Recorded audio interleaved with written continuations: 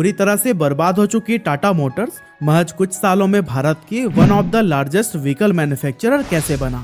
दरअसल आज से करीब 3 साल पहले तक टाटा मोटर्स की हालत इतनी ज्यादा खराब थी कि इनको एक एक गाड़ी बेचना भी मुश्किल हो गया था। सभी को यही लग रहा था कि टाटा मोटर्स अब कमबैक नहीं कर पाएगी, क्योंकि कंपनी पर 2019 तक 1 लाख करोड़ रुपए से भी ज्यादा का कर्जा हो गया था। लेकिन इसके बाद से सिर्फ 3 सालों में ही कुछ ऐसा चमत्कार हुआ कि टाटा मोटर्स आज भारत की इलेक्ट्रिक व्हीकल मार्केट में 84% और ओवरऑल ऑटो इंडस्ट्री के करीब 15% शेयर को होल्ड करती है। अब ऐसे में ये सवाल उठता है कि जो कंपनी सेल्स ना होने की वजह से पूरी तरह से कर्जे में डूब चुकी थी, उसने इतने कम समय में इतना बड़ा कमबैक कैसे किया, और ऐसी कौन सी स्ट्रेटेजीज थी जिनके दम पर टाटा आज भारत की टॉप ऑटोमोबाइल कंपनी बनी हुई है।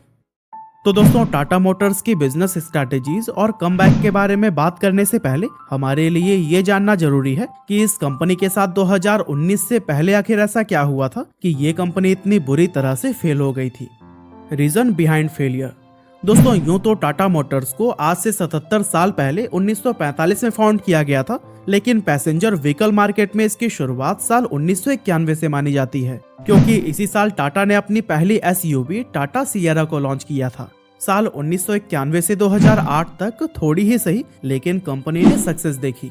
लेकिन फिर 2008 में टाटा मोटर्स ने अपनी सबसे सस्ती कार टाटा नैनो को भारत में लॉन्च किया, जो कि मार्केट में कुछ खास कमाल नहीं दिखा पाई, और ये टाटा मोटर्स के लिए उसका सबसे बड़ा मार्केट फेलियर बन गया था। लेकिन फिर टाटा मोटर्स ने 2008 में जैगवार लैंड रोवर को खरीदकर मार्केट में एक जबरदस्त कमबैक किया, जिस कारण इसका मार्केट शेयर एकदम से काफी ज्यादा बढ़ गया।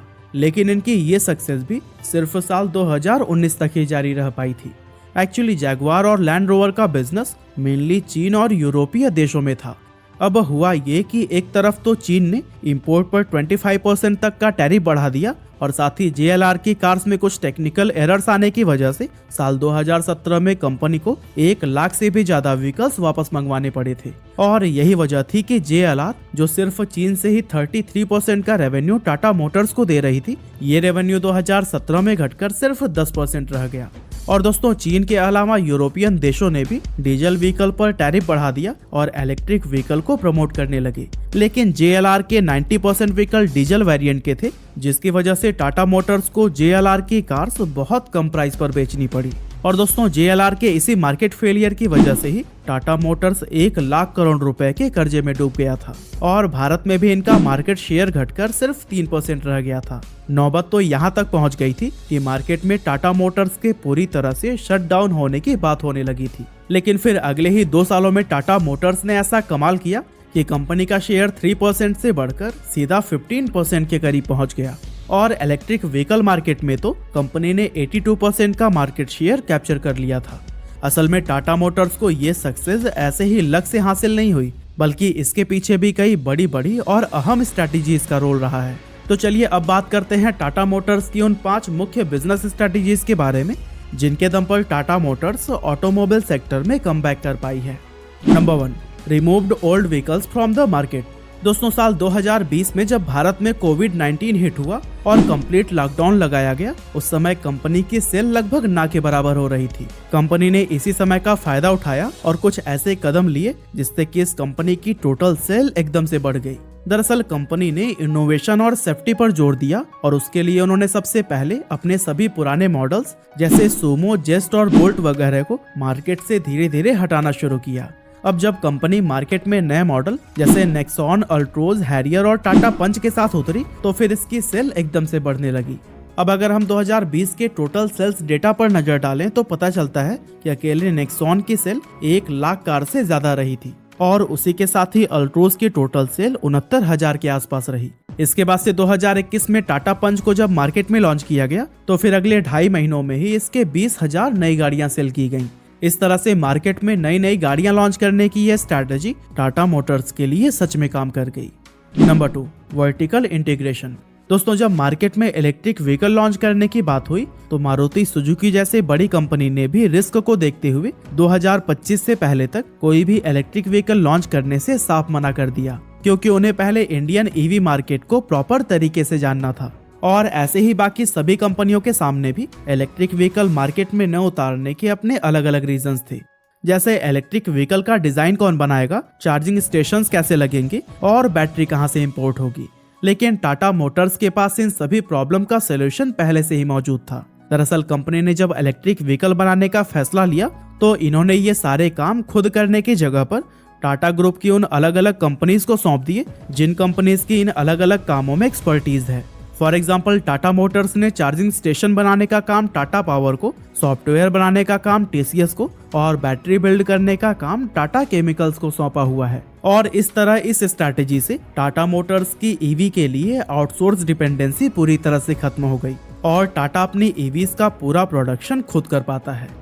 इसका फायदा यह है कि एक तो टाटा मोटर्स दूसरी कंपनियों की तुलना में बेहद सस्ती ईवीज बना पाती है, साथ ही दूसरी कंपनियों पर डिपेंडेंसी न होने की वजह से इनके सभी काम भी टाइम से पहले पूरे हो जाते हैं।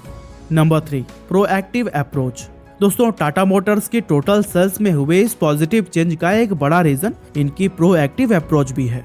जहां बाकी कंपनियां भारत में इलेक्ट्रिक व्हीकल्स को लॉन्च करने से डर रही थी, वहीं टाटा मोटर्स ने बहुत पहले ही समझ लिया था कि फ्यूचर ईवीज का ही होने वाला है। इसीलिए उन्होंने ईवीज को मार्केट में उतारने का फैसला किया और सबसे पहले टाटा नेक्सॉन को मार्केट में उतारा।